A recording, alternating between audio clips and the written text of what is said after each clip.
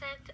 6.1, rapid advances in science and technology altered and the understanding of the universe and natural world and led to advances in communication, transportation, industry, agriculture, and medicine. Okay, so it's like point 3, disease, scientific innovations, and conflict led. How and why economic, social, cultural, geographic factors influence state building, expansion, and dissolution. Okay, so the way I see this as is how the state builds things to like better influence and create a better environment for its people so that can prosper. So making like roads and stuff, like different ways to get places and trade, of course, and making how migration, population, and urbanization affected the environment. Okay, so people moving back and forth, from rural to urban places like the city, people creating more pollution. So that means more people, and that means more cars, which means more pollution there. And then there's like people moving there, that means more crime. It means like more trash, and so that's people throwing things and damaging habitats, like throwing things into the sea.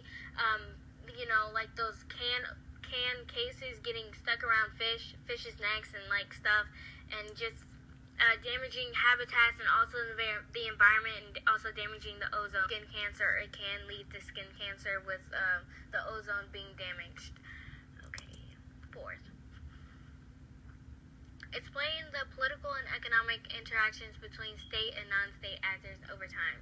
Back then, like everything was a competition. Like kings and stuff, they were always competing over who was best, who had the best people who did things better. Now it's more like let's be peaceful. Let's create peace. We need a world of peace and prosperity.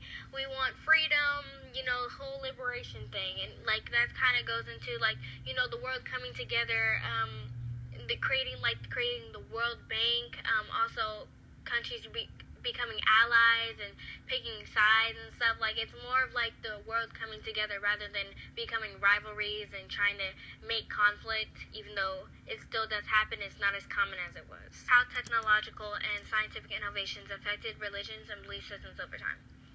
So here's an example. So like when you get sick and your sister's sick as well, you're not gonna blame you getting sick on like you pushing. So say you pushed your cousin down the stairs the other day. You're not gonna say you got sick because you pushed your cousin down the stairs and God's punishing you for doing that. You're gonna say you got sick because you drank after your sister.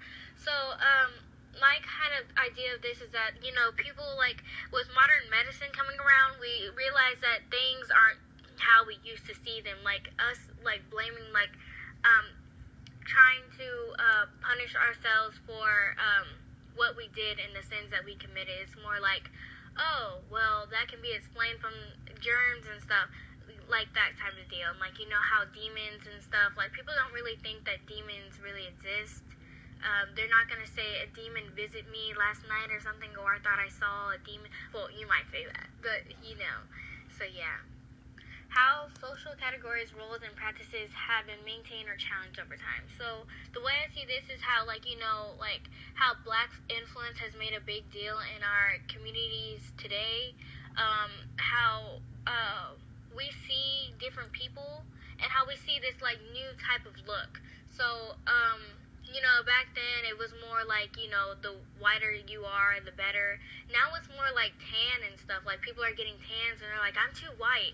So I think that has to do with how we see things and how our social roles and practices have been maintained or changed over time. And that's the end.